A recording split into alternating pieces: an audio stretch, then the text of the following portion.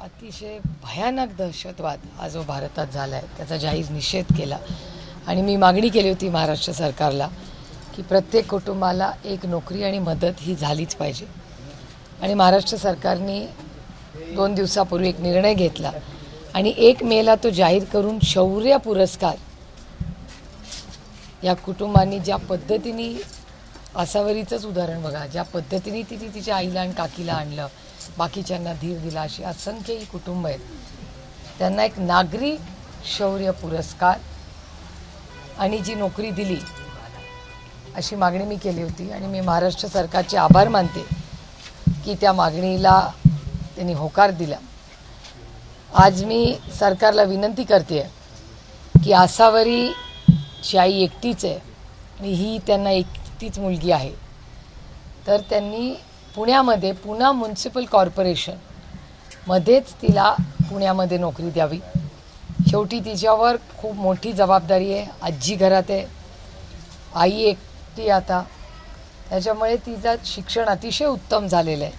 त्यामुळे तिला पुण्यातच पुणा म्युनिसिपल कॉर्पोरेशनमध्ये महाराष्ट्र सरकारने ही नोकरी द्यावी. आणि मी आता माननीय एकनाथ शिंदे साहेबांना पत्र तातडीने लिहिणार आहे, तिचा CV पाठवणार आहे. आणि माझा विश्वास आहे की एकनाथ शिंदेजी त्यांच्याचकडे UD डिपार्टमेंट आहे म्हणून त्यांना पत्र लिहिणार आहे, कारण पुणा म्युनिसिपल कॉर्पोरेशन हे त्यांच्या अंडर येतं. आणि अर्थातच पुण्याचे पालकमंत्री आणि महाराष्ट्राचे माननीय मुख्यमंत्री या दोघांनाही टॅग करणार आहे मी ते. आणि माझी विनंती आहे की या महाराष्ट्राच्या सरकारने संवेदनशीलपणा दाखवून तिला पुण्यामध्ये पुणा म्युनिसिपल कॉर्पोरेशनमध्ये नोकरी द्यावी. काश्मीरच्या सुरक्षेवरून तुम्ही म्हटलात थोड्या वेळ जाऊ द्यावं लागेल. सुरक्षेवरती प्रश्नचिन्ह निर्माण झालं. तुमची समिती जाणार होती सर्वपक्षीय पाहायला.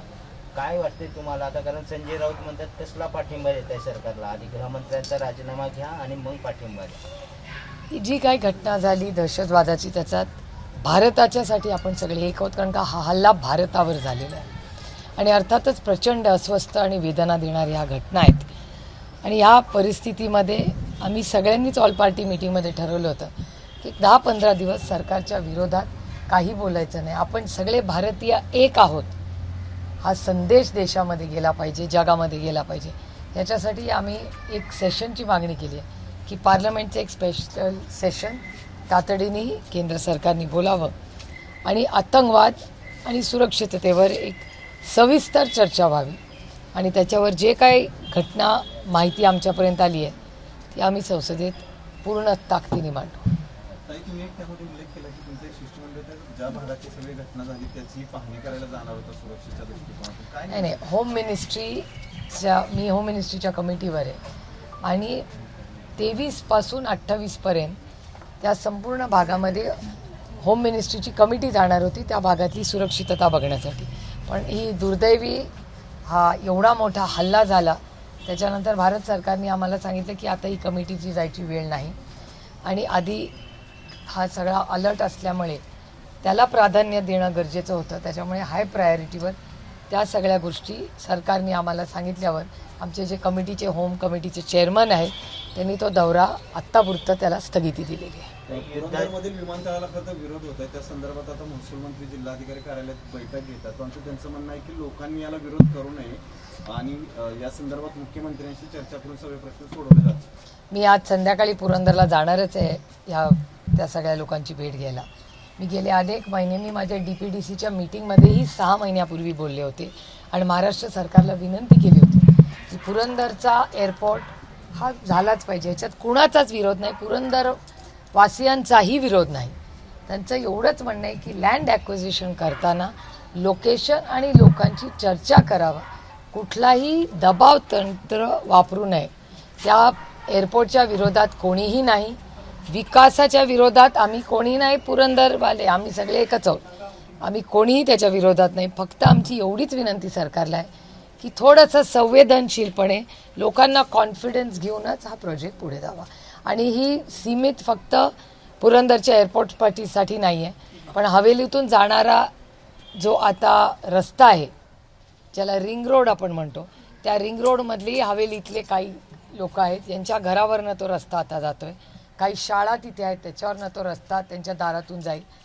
ह्याचाच फॉलोअप करण्यासाठी आज मी PMRDAमध्येही सकाळी गेले होते. त्यामुळे पुरंदरचा एअरपोर्ट आणि पुण्याचा हा सगळा रिंग रोड ह्या दोन्ही बाबतीत महाराष्ट्र सरकारला आमची हात जोडून विनम्र विनंती आहे की अतिशय संवेदनशीलपणे गरीब कष्ट करणाऱ्यांच्या रस्त्यांवर आणि त्याच्या पोटावर पाय देऊ नका. मार्ग निघू शकतो. थोडेसे काही बदल केले तर ते दोन्ही प्रोजेक्ट अतिशय लवकरपणे यशस्वीपणे पूर्ण होऊ शकतात. शेतकरी आक्रमक आहेत. ते म्हणतात आमच्या मृत्यूवर हे विमानतळ उभं करा, आम्ही जागा देणार नाही. ह्याच्यासाठी चर्चा केली पाहिजे ना सरकारने. चर्चेला बसलं पाहिजे. हेच तर मी गेले 6 महिने मी DPDCमध्ये हेच म्हणलं की तुम्ही शेतकऱ्यांची चर्चा करा, लोकांना कॉन्फिडन्स द्या. सरकारने तिथे टीम पाठवावी, सगळ्यांची चर्चा करावी, काय त्याच्यातून मार्ग निघू शकतो ह्याच्यावर चर्चा होऊ शकते. काही समाज कल्याण खात्याचा निधी जो आहे तो लाडकी बहीणसाठी वापरला आहे आणि जे मंत्री आहेत तेच म्हणतात की पाय मोडायचा आणि पळ म्हणायचा, असं होणार नाही, माझ्यावर हा अन्याय होतो. आणि त्यांनी दादांवर आरोप केलेले आहेत. तुम्हाला काय वाटतं? दादांवर आरोप केला तुम्हाला काय वाटतं? तो त्यांच्या सरकारचा अंतर्गत प्रश्न आहे. आता त्यांच्या सरकारमध्ये कॅबिनेटनी त्यांनी ठरवलं पाहिजे ना कुठले पैसे कुठे जातात. पण माझं एक मत आहे, ही माझी कुणावर वैयक्तिक टीका नाही. हा बाईट दाखवणार असाल तर पुरा दाखवा, आता बोलणार नाही मी. कारण का हा गंभीर विषय आहे. हा काही मी कुणावरही टीका करत नाही आहे. मी एक खूप पॉलिसी लेवलचा सिरियस इश्यू मानते की बजेट कशासाठी असतं. हे काय घराचं बजेट नाही, देशाचं आणि राज्याचं बजेट आहे. जेव्हा आपण एखादी अलॉटमेंट करतो बजेटला, त्या बजेटमध्ये काही नियम कायद्याने ते बजेट चालतं. जी अलॉटमेंट ज्याच्यासाठी दिलेली आहे ती दुसऱ्या कशासाठी वळवताना त्याला नियम कायदे आहेत. इमर्जन्सी असतात, काही गोष्टी असंही शकतात.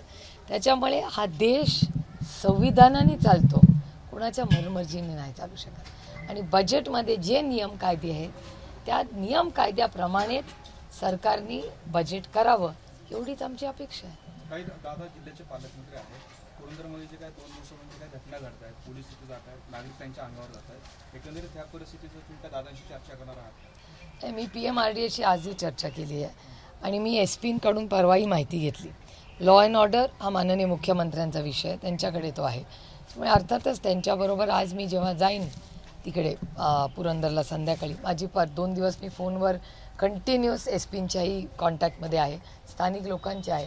आज संध्याकाळी जाऊन त्याचा पाठपुरावा करून माननीय मुख्यमंत्र्यांपर्यंत या सगळ्या ज्या वेदना ह्या लोकांच्या आहेत आणि पोलिसला माझी विनंती आहे की फोर्स वापरू नका, ही आपलीच लोकं आहेत. या आपल्या लोकांच्या विरोधात, महिलांच्या विरोधात माझी विनंती आहे की अशा लाठीचार्ज वगैरे करू नये. कष्ट करणारे, काळ्या मातीशी इमान राखणारे शेतकरी आहेत. तुमच्या माझे अन्नधान्याचा प्रश्न ते सोडवतात. त्याच्यामुळे थोडंसं संवेदनशीलता ही सरकारने दाखवावी एवढीच आमची अपेक्षा आहे. बावनकुळेंचे एक वाक्य आहे की काँग्रेस फोडा मात्र आपल्याच कार्यकर्त्यांना संधी मिळेल. आणखी बावनकुळे किती काँग्रेसचे नेते घेणार आहेत, काय वाटतं तुम्हाला? मला गंमत अशी वाटते की अर्थातच एक मान्य काँग्रेस किती फोडू काय, आता त्यांना बोलायचं आहे, लोकशाही आहे शेवटी. पण एक आहे की सगळ्यात जास्त टॅलेंट जर कुठल्या पक्षात आहे तर ते अर्थातच काँग्रेसमध्ये. कारण आज तुम्ही बघा, परवा मी कुणाचं भाषण ऐकलं खरं की जेव्हा तुम्ही असं साधारणपणे एक नजर टाकता भारतीय जनता पक्षावर, त्याच्यातले जास्तीत जास्त लोक हे काँग्रेसमधले दिसतात. त्यामुळे अर्थातच काँग्रेसचं योगदान आणि काँग्रेसमधलं टॅलेंट याची नोंद भारतीय जनता पक्ष घेते आहे, ही आनंदाची गोष्ट आहे. मी त्याचं स्वागत करते. कारण का ज्या काँग्रेसवर 70 वर्षात मी काय केलं ही टीका ते करत असतात, त्याच काँग्रेसमधले लोक आज त्यांच्याकडे आहेत.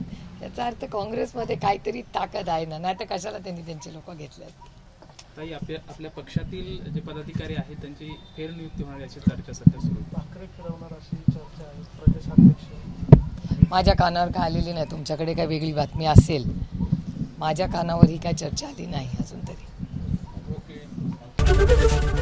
ABP माझा, उघडा डोळे बघा नीट.